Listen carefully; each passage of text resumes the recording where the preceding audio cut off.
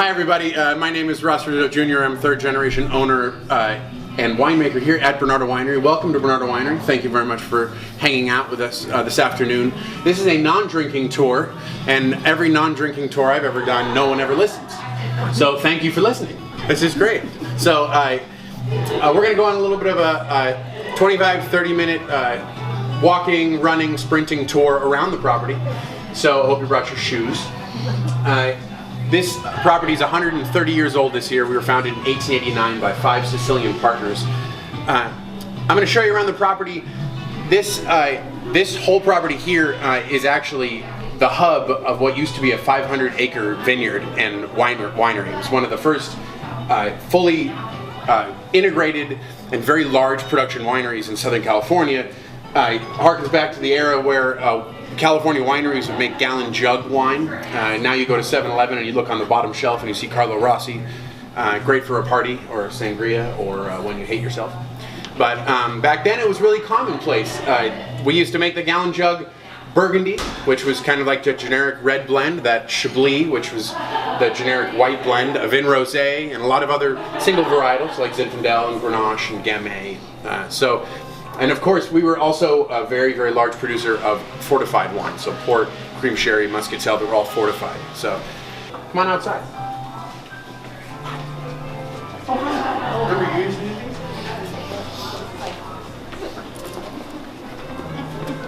Sounds good. Remember those big old jokes.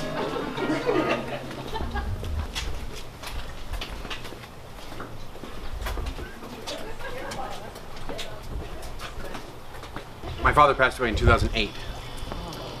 Yeah. So, what, 11 years? Right? Crazy. This is Uncle Vito's park, named after my Uncle Vito, who actually used to be a bar owner in Pacific Beach. He would come here on Thursdays as his day off, and he loved to take care of this park. He didn't think of it as work. He loved to get away from the bar atmosphere in Pacific Beach, and so my dad said, here's a lawnmower, you can take care of it. So now he's since passed away, and so we dedicated the park to him. We do a lot of events and fun wine tasting events down here, and weddings and corporate events and things like that. So back in 1889, we're standing in really the middle of nowhere. This area is 25 miles north of downtown San Diego County, and in 1889 the population was very, very small, only a couple thousand people in San Diego. In 1885, the railroad was brought to Southern California, which really spurred on population growth by a lot.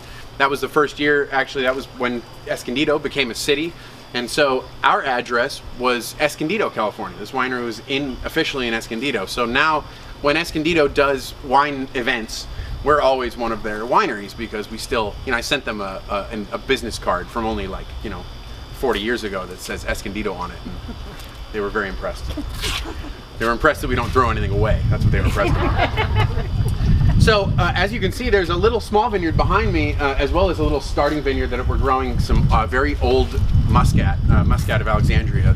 The first vineyards, some of the first vineyards that were planted in San Diego, and especially here at Bernardo, was Muscat of Alexandria. And Bernardo Winery has a record for the highest sugar content recorded in Muscat of Alexandria grapes being picked.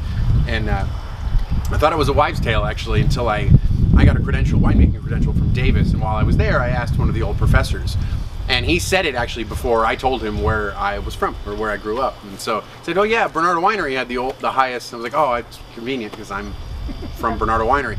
So, but right beyond this little small vineyard here is a lot of very large homes, baseball players' homes. They're all about 5,500 square feet or bigger. So that was our property.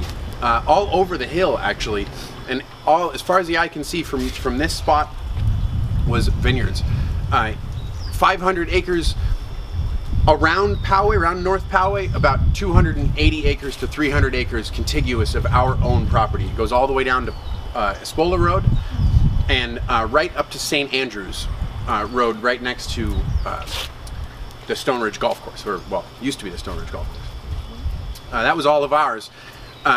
I gave a speech at the Historical Society Museum a few weeks ago or whatever, and I showed you guys that time lapse of the overhead images of like all these houses being built up around us. So my grandfather took over the winery in 1927. Then there were full of vineyards. This was completely full of vineyards. But as you know, 7 years into Prohibition, winemaking was at a standstill.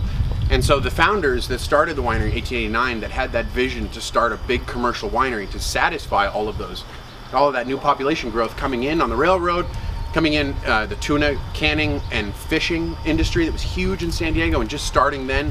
And of course the military, they needed a place to drink and they needed wine to drink, right? The old style of moving somewhere and then getting grapes from wineries and then making wine on your own, that was still in existence. We would supply grapes to people, but for the most part, we would be supplying wine to San Diego in gallon jug form. This property was then, of course, sold off slowly but surely over the last 130 years of its existence. We now have 13 acres. So we're going to go back up the path and I'll show you guys a little bit more of the higher end of the property.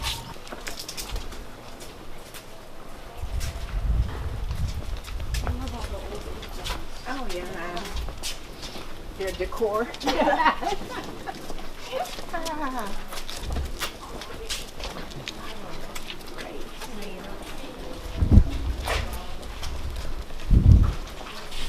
Who started collecting all of the old stuff? Your father?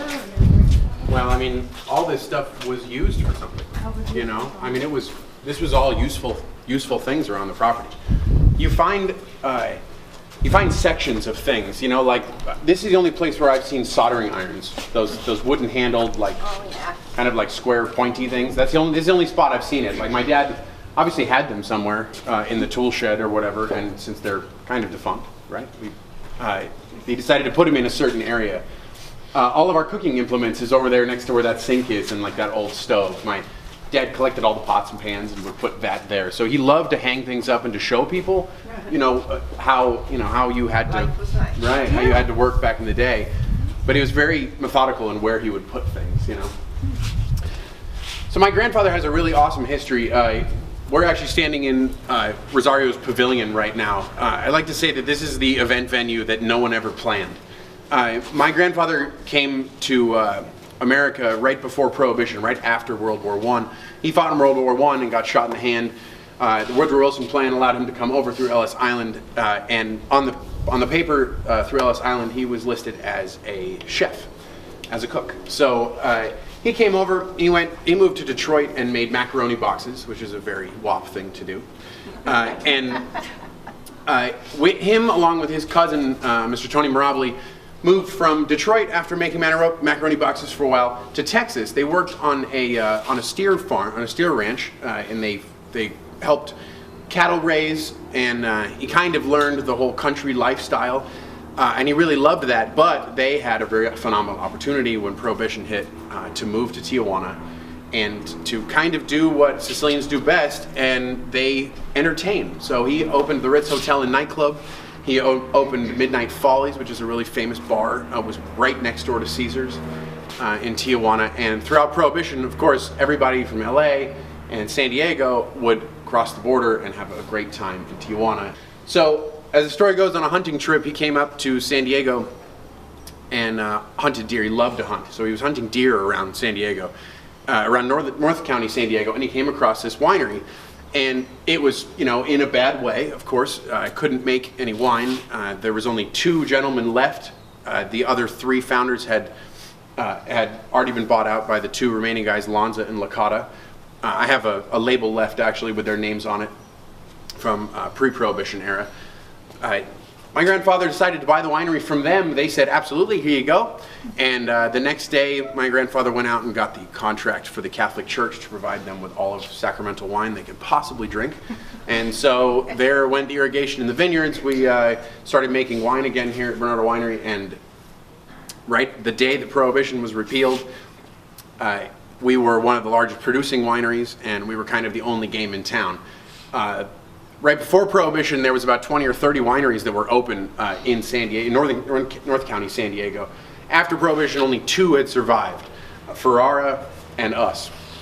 Ferrara is still open, actually, under a different management. They had stopped making wine a long time ago, and it's called Forgotten Barrel now. So it's the same building and everything. It's nice to have another old winery open. You can kind of see it's very the same era. We're about 20 years older than they are, but it's about the same kind of equipment and style and stuff. But my grandfather loved to entertain, and so on Sundays he'd have these big Italian festas, and they would do it out here in Rosario's. They would dig a hole and they would make a a pit for a pig, right? Or they would use these big barbecues. We actually still use one of the old ones here for entertaining parties as well. Those are olive wood fed, and you put big steaks and tri-tip and chicken on the top. And so this eventually started to turn into our professional commercial event venue where we rent to people. Long time ago, my father would get approached by people and say, wow, those parties you guys have on Sundays, they're really great. You mind if I have a wedding there? Do you mind if I have a company party there? Now, Bernardo Winery does almost 150, 200 events a year here. And so it was an event venue that was never planned to be an event venue, So these were all used for things. I mean, there's old saddles here that they used to use for the horses that they used to ride around the property. A lot of the cooking implementation, the old Weir stove that you could get in the Steers and Roebuck's catalog for probably only a couple of bucks. God knows who would have delivered that, My father really liked to collect things, as you could see, but people then would consider him to be a collector. So they would bring him things. So every few weeks, I remember when I first started in the office, right after I graduated high school, people would bring in automobile license plates constantly and just put them on his desk. And at a certain point, the stack had gotten like 5 or 6 feet high. And I said, Dad, what do you want to do with those? He goes, I'll throw those damn things out. Oh, okay. Not hang them up? No, we got enough up. Just throw them out. I was like, oh my gosh. He's so funny. So, all right, you guys, follow me.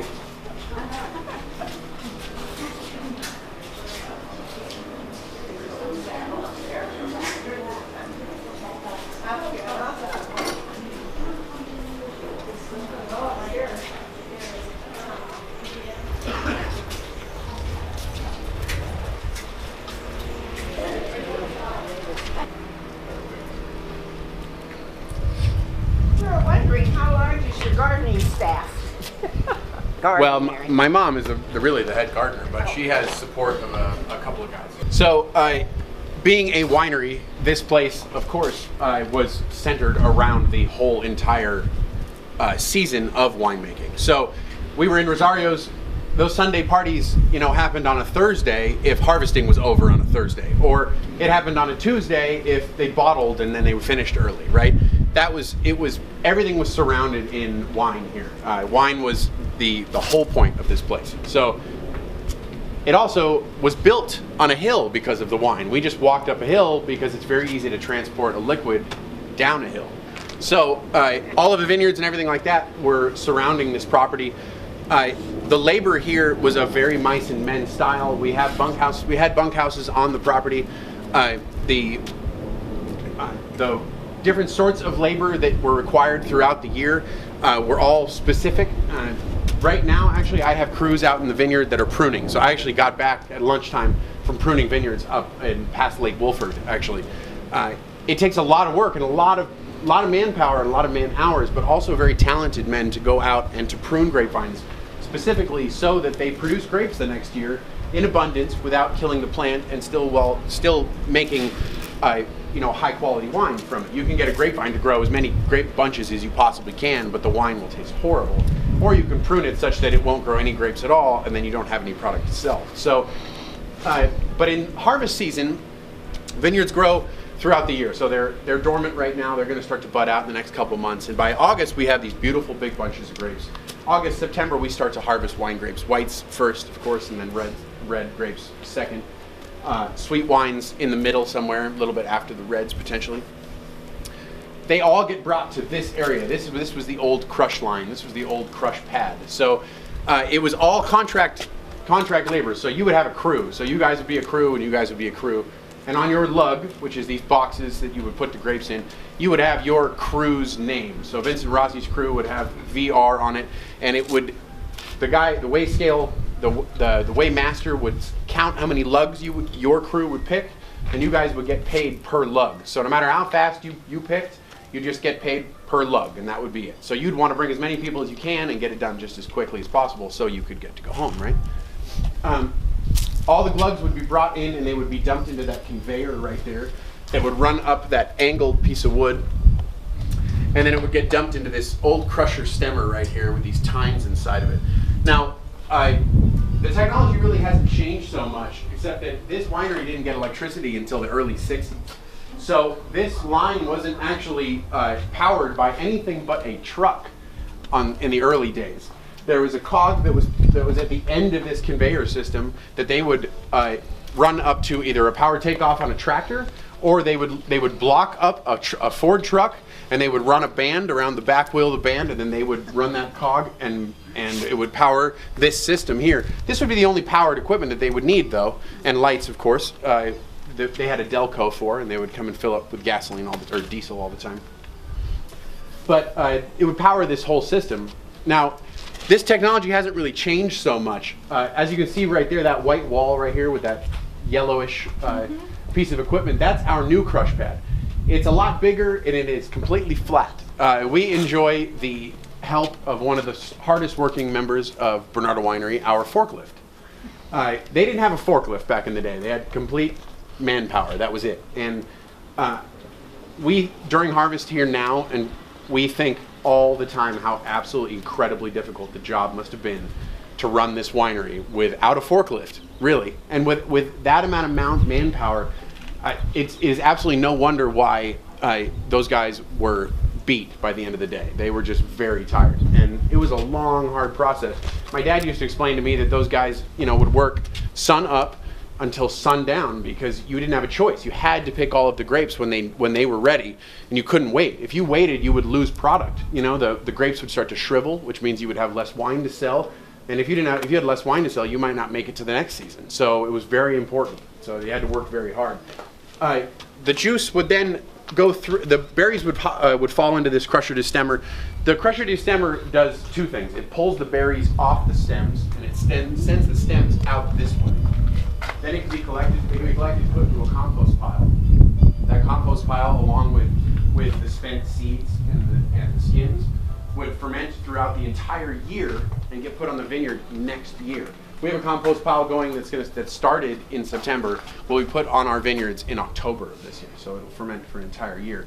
Beautiful, beautiful soil, very rich in nutrients, and it goes right back into the soil to make another beautiful vintage of wine. So it's a very sustainable process. The second thing that this crusher destemmer does is it breaks the berries. So it pops the berries. And you guys go to the store and you buy grapes and you feel them, they're a little bit dusty, right? They seem like they're dusty. That's actually yeast residue. That's yeast. Yeast grows on grapes naturally. Somebody 11,000, probably about 25,000 years ago actually, picked grapes, wild grapes, put them in a bucket, left them for 4 or 5 days, and then tasted it. Tasted bad, but had this really intoxicating effect. And that's where the whole population boom came from. Yeah, you're welcome. So just as we are right now cruising downhill, the must, so what that machine spits out, the skins, the seeds, and the liquid, we call it must.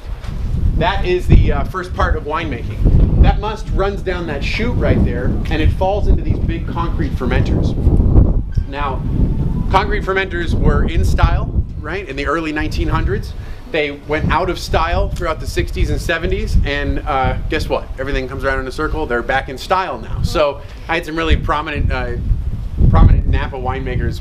I went up to Napa about 6 months ago, last year sometime, and I told them about the old concrete fermenters that we had, and they were like, "Wow, can we buy them?" I was like, "No, you don't understand. You can't move these. These are not like." They were so excited because it's back in now. So the skins, the seeds, and the liquid, the must, would fall into these fermentation vats. Now, this chute up there, the sleuth, is actually just almost the same thing as a concrete trough, right? Where you can take a piece off and it'll drop into the specific fermentation bin. So they would pick one they would like to ferment the wine in, and then they would take out the piece of the chute, and the must would drop right in. Now, fermentation is obviously very important in winemaking. Fermentation is very important in human history in general. If you count how many times you eat something that's fermented throughout the day, it's really incredible. But fermentation is a very winemaker-controlled thing up to a certain point. Now, with modern technology, I'm able to control fermentation a lot better than what they used to be able to control fermentation in a concrete vat outside in the elements without a microscope or without. They had some pretty good microscopes actually in the early 1900s for this in particular. But being outside and not temperature controlled, what happens is that yeast that's on the outsides of the berries that I talked to you guys about, that mixes with the sugar, it starts to create alcohol, right? The yeast consumes sugar, it creates alcohol. It also creates a few other things, a few other byproducts. It creates CO2 gas, and it also creates a tremendous amount of heat, like a lot of heat. If you ferment, we ferment 4 foot by 4 foot by 2 foot cubes of grapes, right? If you can envision that. We pick them, they come into the winery at about 55 degrees. If we start fermentation in the morning, that 55 degrees can go to 100 degrees Fahrenheit at like 2 or 3 o'clock in the afternoon. It's very fast, and they're very active. Yeast, of course, the warmer it gets, the more active more yeast gets, which means the more efficient they get. To a certain point, the yeast starts to die at about 95, 100 degrees. So, being in concrete like this, the concrete was able to keep the wine cooler for a longer period of time. The other thing too is that this wine was never inoculated with any sort of very strong yeast. It was not inoculated with yeast. The winemakers here at Bernardo Winery could buy bags of yeast, and I have some really cool old invoices from a very obscure yeast company in Fresno that would sell us yeast. And they would inoculate the wine. The wine would start to ferment, create the sugar into alcohol, create heat. And sometimes that heat would stop the fermentation, but it wouldn't stop the fermentation until later on. This is where the style of wine came into play. Now we're all able to enjoy nice, fine, dry wines, right? You guys go to the store and you buy Cabernet Sauvignon. Cabernet Sauvignon typically is very dry. It has a little tiny bit of residual sugar sometimes, but it is very dry, meaning there's no sugar left, meaning that the yeast consumed all of the sugar and created all of the alcohol that it could, right? Back in the day, that wasn't possible. So this is where the style change comes into play, like I was saying. Back in the day, you would get a lot more fermented wines that were a little bit sweet, or a lot sweet. It wasn't because everybody just liked sweet wines. It was just because wineries like this, commercial wineries, weren't really able to make a fine, dry wine unless the fermentation happened under a very cold situation. And how many caves do you know of in San Diego County, right? There's not a whole lot. In the old country, in Bordeaux and Burgundy, they've got these old chateaus that have been like built underground, and they've been there for 12,000 years. Actually, maybe 4,000 or 5,000 years even. And that was relatively temperature controlled, also because they're only fermenting small batches. They're fermenting small barrels. When you ferment giant volumes like this, it's very difficult to keep the temperature down. So the yeast would get killed while there was still a little bit of sugar left. There was still a lot of alcohol, and then that's when this building came into play. This building housed our still. This was our distilling room. On this side, this was our steam generator. This steam generator, you would stoke a nice fire underneath. There's a water compartment up top. The fire would boil the water. The hoses would actually collect the steam. Steam was used in 2 places on this property. Steam was used inside the winery and in this equipment to sterilize everything, because as you know, when you leave a bottle of wine out on the counter, it turns to vinegar real quick. There's a lot of bacteria that are floating around in the air that can turn wine to vinegar really quick. We don't want vinegar here. So steam was used in there to ferment, was to clean and sterilize. Steam was used over in this building to make brandy. So they would have a still in here. The steam would get pumped through wine. The steam would agitate the wine so much, just like how you guys use wine when you're cooking and you burn off the alcohol. Well, instead of burning off the alcohol, hi guys. Hey. Sorry to cut through. Don't worry about it. Yeah, sorry. Hope you guys had a good time. Take your We time. drank all the wine. Darn it. So the steam would excite molecules, the alcohol molecules would strip the alcohol from the wine. You would be left with a base wine with a pretty cooked based wine with no alcohol. And then the alcohol and the steam would get collected, and that would be brandy. Brandy is the distillate from wine grapes. Whiskey is the distillate from beer, right? Beer, in a pretty generic way. Malts and grain. Traditionally vodka is from potatoes, right? So that was where the still is. Of course, the steam generator, the hoses would go inside to sterilize.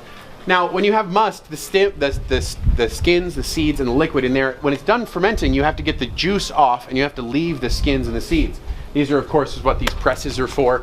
This is a really cool little bit of this is the primitive one, right? This is the hand cranked one where you got an exercise. That guy right there is actually oil hydraulic controlled, so that's one of the newer ones.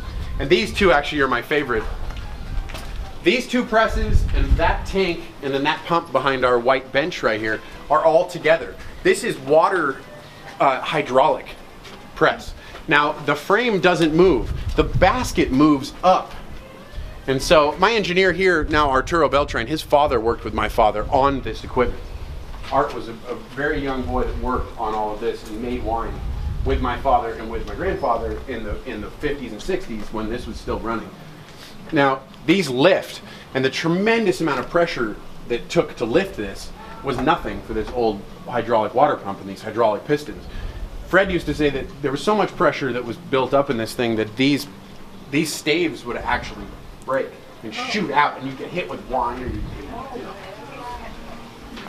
It's crazy. And the amount of work that this takes, of course, you know, imagine taking all of the wine out of those, all of the skins and the seeds out of those giant concrete fermenters and filling it with this. This is like trying to fill a swimming pool with a teacup, you know? It's incredible. Yeah, we don't leave this open typically. However, the wine stewards will open it for people. So if you have guests that really are dying to see this, the wine stewards will open it. So this whole building was built of California redwood. The full pieces of redwood were brought down here and then milled on site to build this building. If you go down to Vito's Park from the other path, right next to Cotton Cottage and the Salon, right between those two buildings, if you look on the left, there's all of the saw blades that they were used on at the old mill that they built here to cut all of this wood. The redwood vats the building was built first, then the redwood vats were built inside the building after. Nice to work in shade, you know. This is a lot more complicated to build than the building. So build the building first, and of course build the vats. I don't know if anybody remembers this, you probably do, but that old cartoon of the steam tractor, that old steam tractor, a steam excavator that used to lift dirt out and would dig. It had these big teeth. It was very old. There's this famous cartoon that I used to remember as a kid. That's what this was dug out with. You can go to the end of this barrel room and you can see the teeth from these old excavators. This building is built into the ground, so it is cooler in here, right? I mean, we came in from the outside, it is definitely cooler. This is not temperature controlled though. It is built in such a way that the gable vent and the actual direction of the building and the high ceilings point directly at the most predominant breeze. The breeze, it's about 15 degrees off the most predominant breeze, so it's not completely blowing through all the time, but it's a nice light breeze that goes through the middle of this building that evacuates all the air out of the attic space, the hot air out of the attic space. That allows for the cool air from the ground and from being built into the ground to emanate up. But one of the other major factors, which we don't feel here anymore, is what happens in every winery, what happens in my winery, my new winery actually above, is the evaporation of alcohol. If you put alcohol on your skin, it gets really cold, right? That evaporative cooling is very important in a winery. If a winery is very, very full of tanks that are full of wine and all of those tanks are evaporating, it naturally cools the building down. That winery up there can be full so much of wine that I don't need to put the chiller on, and it gets cold up there because the evaporation is so much that it keeps everything cool naturally. It's this really interesting cycle. So between all the alcohol that used to be in these big tanks, right? That nice gable vent, the nice breeze being built into the hillside, this is a perfect winery, right? This keeps it nice and cool. It's not 55 degrees, you know, like in the old country, but the wine style, of course, like I was saying, is a little tiny bit different. These redwood tanks are incredibly large. I'll put into perspective that our entire production this year could not fill this one tank, 11,000 gallons. We did about 8,000 gallons of wine this last year in 2018. This is an 11,637 gallon tank. Mm-hmm. So they used to make a lot of wine. Now, with the amount of work that we had to go through to make 8,000 gallons, it is mind-boggling to me. Well, we only have a crew of, technically, I'm the only winemaker, I have an assistant winemaker, and we have one other cellar hand, plus a lot of labor to help us pick grapes. But, you know, for 3 of us, there was probably hundreds of them to make enough wine to fill this place. These tanks were used predominantly just for storage, kind of quick storage. Wines were not really aged in these. You had to fill a tank like this up all the way to the top. There are lids, by the way. These are not open on the top. There are lids.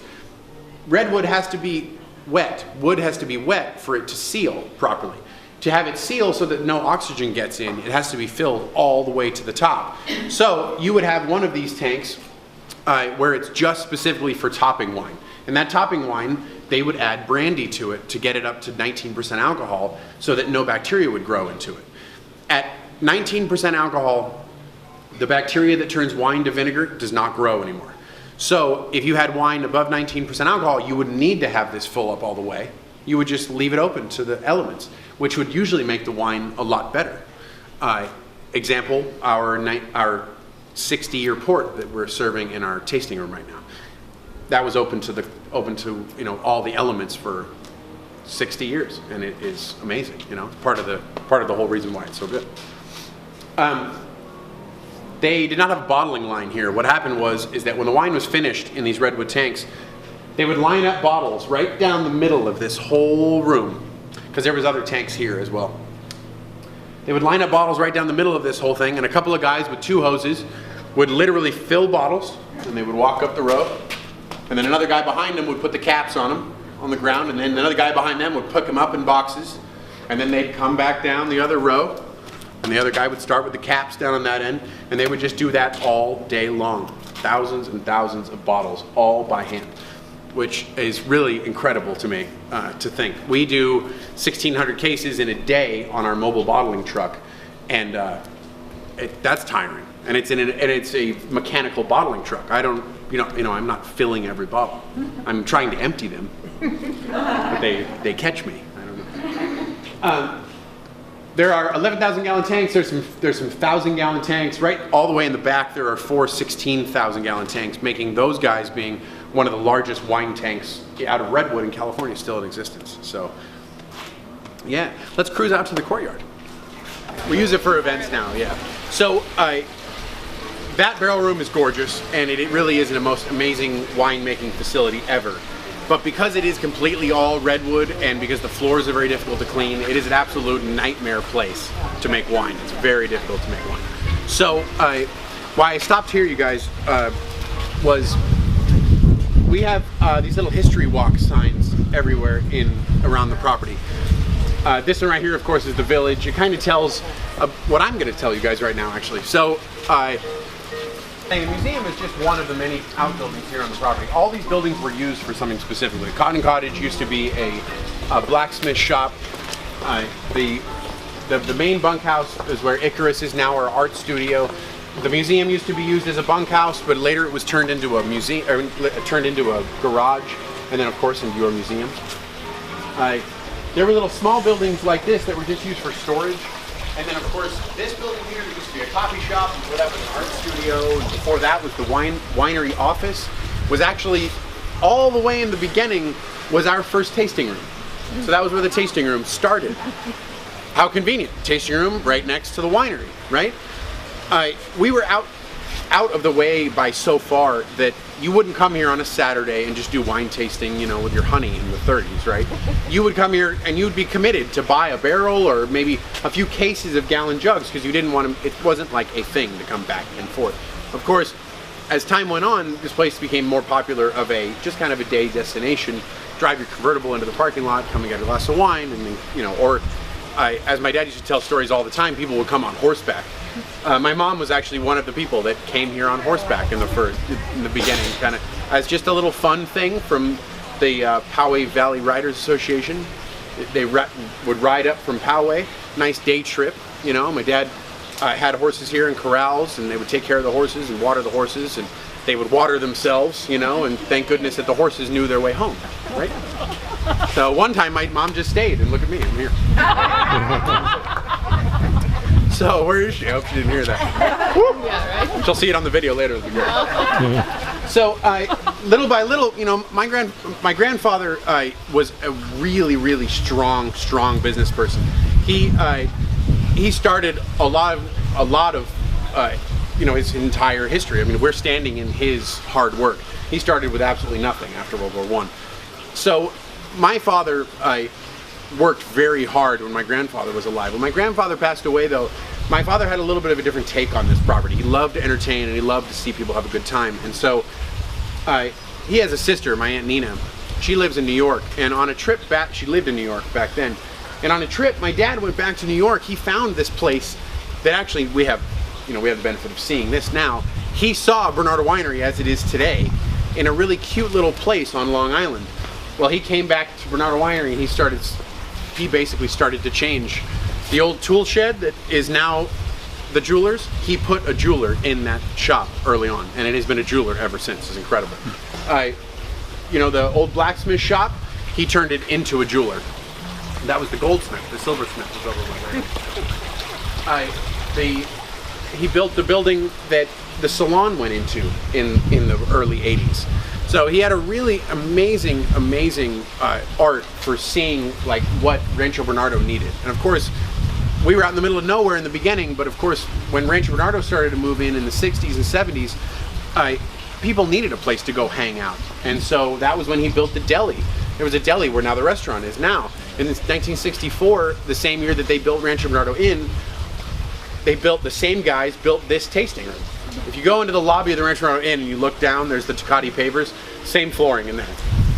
This place turned from a full production winery, a very, very hard-working, not a whole lot of public would come here, but we sold a lot of wine, to what it is today now, where we're selling pizzas on the weekends, and we have a really amazing tasting room, and we have you guys in the museum that tell everybody about the wonderful history of Rancho Bernardo and North County, San Diego.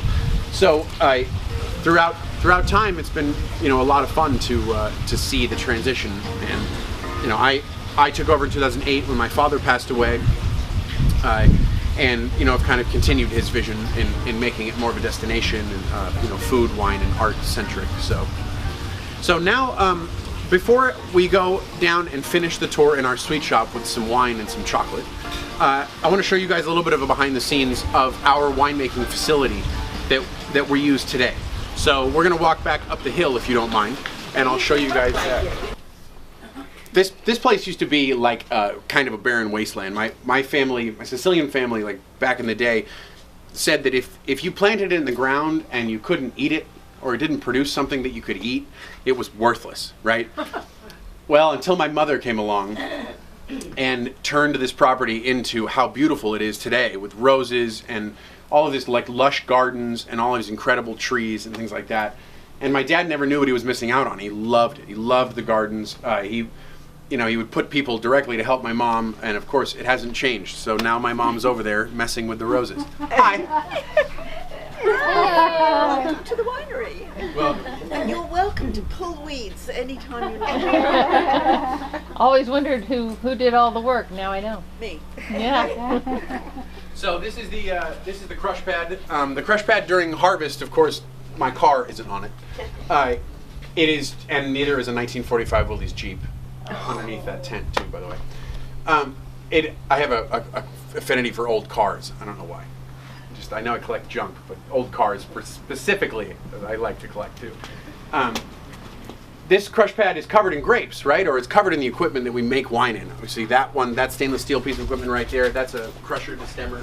That's that old piece of equipment that we saw after that shoot on the old piece. That is the new version. That's the newer version right there with that black top on it, that black cover. That is the absolute most newest version of a crusher destemmer. That guy is modular, actually, so it doesn't need to be a crusher. It can just be a destemmer. It'll just take the berries off, and it won't crush the berries. So you end up with a giant bucket full of grapes that have been taken off of a stem but not broken. So they almost look like blueberries at that point. So this is a whole, and then of course behind that is our press. That press is a horizontal version of those basket presses that you saw down there. This is the modern version. It's hydraulically controlled, and it is pressure controlled too, so it tells you how much pressure you're exerting on the grapes, so you don't press it too much, so you don't break the berries. You don't break the seeds, because the seeds are full of tannin that are it's very harsh, not very tasty, so you don't want to break those apart. So that guy right there is very gentle. It gets all of the wine out. The wine falls into that trough in the bottom, and then that gets pumped inside.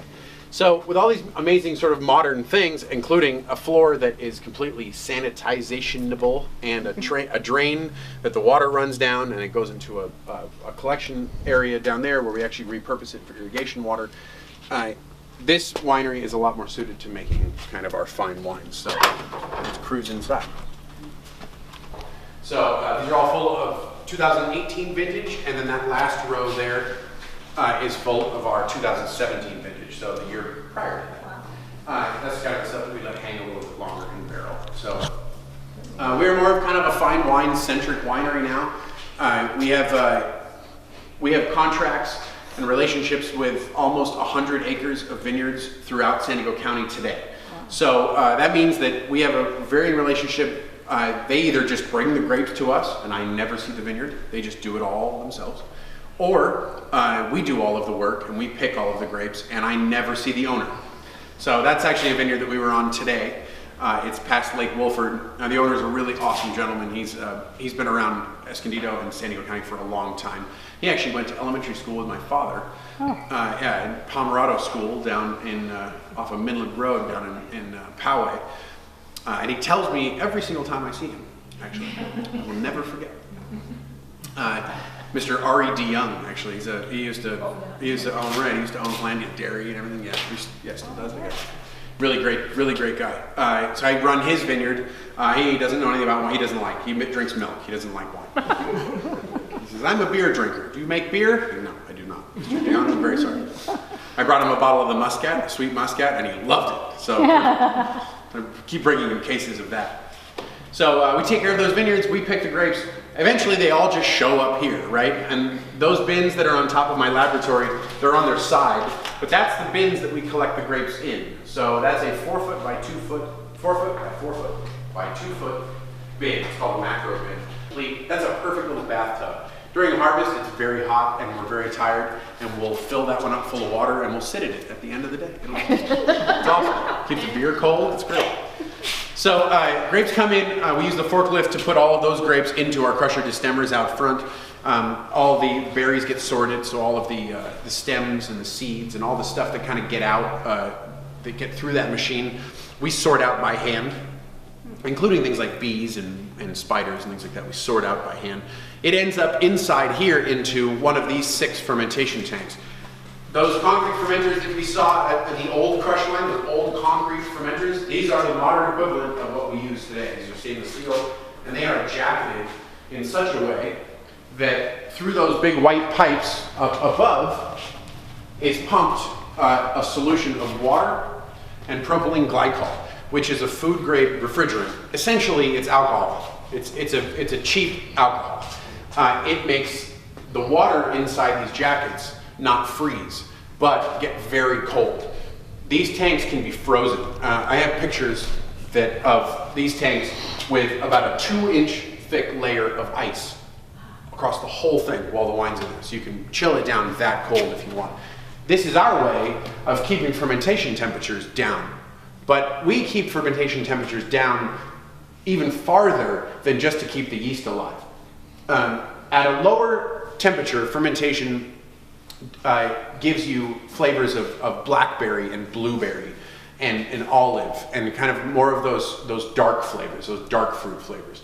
At a higher temperature fermentation, you get flavors that are more reminiscent to raspberry and cranberry and like cooked fruit and leather and tobacco, so a little bit more of the savory end. So by controlling temperature of fermentation, you're able to control a little bit more the flavor that's derived in your winemaking. Now, that's not completely to say that winemaking is as prescriptive. I'd like to say that winemaking is like cooking and beer making is like baking. If you don't follow the baking recipe almost to a T, right, your baking just doesn't work. Beer is the same way. Of course, some genius came up with the recipe for Budweiser at some point, right? There it is. And if you don't follow that recipe perfectly, it's not going to taste like Budweiser. Well, wine, that's not the same thing. Wine is you react. As a winemaker, you react to the grapes that come in from the vineyard. So if the grapes come in really beautifully, you're able to, slowly guide that grape, that wine along throughout its age, but you kind of have to see where it's going to go. You don't know where it's going to go 100%. I've been doing it for so long, and the experiences that I had and a little bit of the education that I've had, I'm able to taste grapes on a plant and kind of know the next step, kind of know maybe where the wine's going to go, or where I think I should try to push it at least, you know. But it is dancing with a lady that leads, for sure. So that's fine, you know. It's a fun little thing. There is no instant gratification in winemaking either. These wines were from vineyards that I planted like 10 years ago. So we make wine in September, fermentation goes all the way through October, November, and then wine goes into these barrels anywhere from 9 months to 24 months. After that, you know, that'll be about a total of 24 months. After that, it has to stay in the bottle. So we bottle it, has to stay in the bottle for another year. So that's 36 months from the day you get the grapes onto the crush pad to the day I get to pour it to you guys. So. Those barrels are the California oak or French oak? No, so I use all American oak in this building. Yeah. So there's one major difference between American oak and French oak. That is the species. The species of oak is different. It's a totally different oak. They look like oak trees together, like if you put them together, they look about the same. But species-wise, they are different. It doesn't matter where in the U.S. you get an American oak barrel or American oak. They're all the same species. It doesn't matter where they grow. They also grow for so long that it doesn't matter where they grow. But the big difference between the two is that you can age wine in a French oak barrel for as long as you possibly want. And that oak won't give the wine a bad flavor, won't give the wine an off flavor. The species of oak doesn't have this specific chemical, this specific phenol that American oak has. American oak has a specific phenol, has a specific oak tannin that will eventually come out of the oak barrel. And that gives wine a couple specific flavors. Dill, coconut, and wet paper. So like you smell like wet paper, something like that. So American oak, it's not bad at all, not bad by any sense. And you have to really start to taste those flavors in wine after it's aged in an American oak barrel. It needs to be like 4 or 5 years by the time that happens. I never age any of my wines for that long. Because of our climate in San Diego doesn't allow for the grapes to mature anywhere near as long. They definitely mature beautifully, and I love how the grapes mature in San Diego. We have perfect climate. You know, it's hard for any fruit here not to grow, or any plant not to grow. You know, your gardens at home probably look amazing. But we do not grow grapes like a lot of other areas in the world that you can age indefinitely.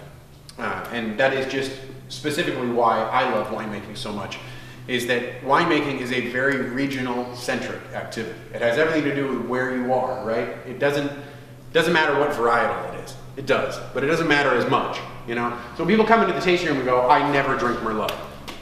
I'm like, well, I never go to where you live. So there you go. So I get kind of bugged with that, because Merlot can be grown all over the planet. You know, the French threw Malbec out, and the Argentinians caught it, and now look at that. You swing a dead cat without hitting a bottle of Malbec from Argentina. That's for Ronnie. That's for our other wine stewards that always say that. So it's very regional centric, and so that our wines that are made from San Diego grapes taste like San Diego wine.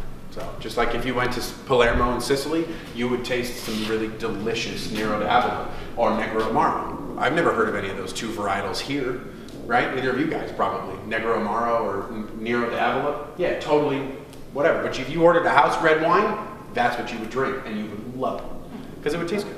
Because they've been growing it for a long time, you know. So, okay, you guys. Well, I just have one last thing, and it's on the way to the museum. We're going to have a little bit of wine and some chocolate berry. You can't compare it at the end of the... Good thing we stuck with it. No. Oh, that's Elmer. Oh, I'll tell you about Elmer real quick. That piece was actually shot by one of my cousins, the Buzalakis, Joe Buzalaki. So you know the Buzalaki family that owns all of the restaurants and things downtown? That is one offshoot of the Buzalaki family. The other offshoot of the Buzalaki family, they were all fishermen, tuna fishermen, tuna and sardine fishermen. And my grandfather and Mr. Joe Buzalaki went to Montana in the right 2 years before he died, actually, and they shot this up there, and they got to bring it home. So my grandfather's signature's on the back, Joe's signature's on the back. It's kind of a cool thing. So we leave Elmer in here. Elmer actually used to be in the old barrel room, but people used to do weddings in there, and they didn't want Elmer to watch. So How do you sanitize Elmer? yeah, how do you sanitize? Actually, I did sanitize Elmer. This is a weird story. So he's not supposed to be that fluffy, actually. He's super fluffy, but that was my fault. I wasn't going to bring him in here until we like cleaned him, right? Because I'm like, no, this is a winemaking facility. That thing, I want to be able to eat off Elmer. So my assistant winemaker was thinking I was crazy. So I'm out there with the hose and like I'm scrubbing him up, and I'm like, wow, he's molting. Well, I hope he grows that back. Wait. He's not going to grow that back. So, yeah, so I cleaned him. I called a taxidermy guy and said, how do you clean this thing? So we cleaned him. I steamed him. And, yeah, he's got a perm now. So he's good. He won't go. Everything up and press it, right? That's exactly what it is. So they would grind up the olives. They'd make this, like, pulp out of it. They'd put it in burlap sacks. They'd fold it all together. They'd put a metal plate in between that. Then they'd put another burlap sack on it. They'd put more of the must. They'd fold it up perfectly. And then they'd make this little big plate, and that giant hydraulic press would come down, and it would squeeze out all of the liquid. Now that was water and olive oil. That water, would taste absolutely putridly astringent. It was so astringent. However, the olive oil that came out right then was the most incredible liquid you would ever taste in your entire life. And we used to make olive oil here. And I remember as a kid, they would just be siphoning off all this olive oil, right, and separating it from the water. And my grandmother would be making bread, like good old-fashioned Italian, these loaves that, like, if you didn't have good teeth, it was over. And because you would dip it in olive oil every time, so this fresh bread, fresh hot bread, and the fresh olive oil right out of that press was incredible, like absolutely incredible. And you know, the extra virgin cold pressed, this is about as extra virgin and cold pressed as you possibly could get. A lot of other olive oils are either centrifuged or heat pressed, so they would get heat. You know, the heat would separate the oil from the water. So it's pretty special. So these blocks, you know, probably not the same ones, but we measured them, and the same blocks were used to build the fermentation tanks. Okay. So yeah, and a lot of the foundations of all the old buildings, they didn't build a concrete foundation. What they did was they built a cinder block perimeter and then built the building on that. And then after the building was done, then they poured concrete inside, like this thick. So a lot of the old concrete is like really broken apart, and you know, it didn't last very long. And then they put something over that maybe. So like the old part of the old museum where you guys were before it was a museum, you could tell like that old concrete. But on the back, if you go in the back of the museum, you can see that it's a cinder block form around the whole thing, and it's the same size as these guys. So, okay. Interesting. Yeah.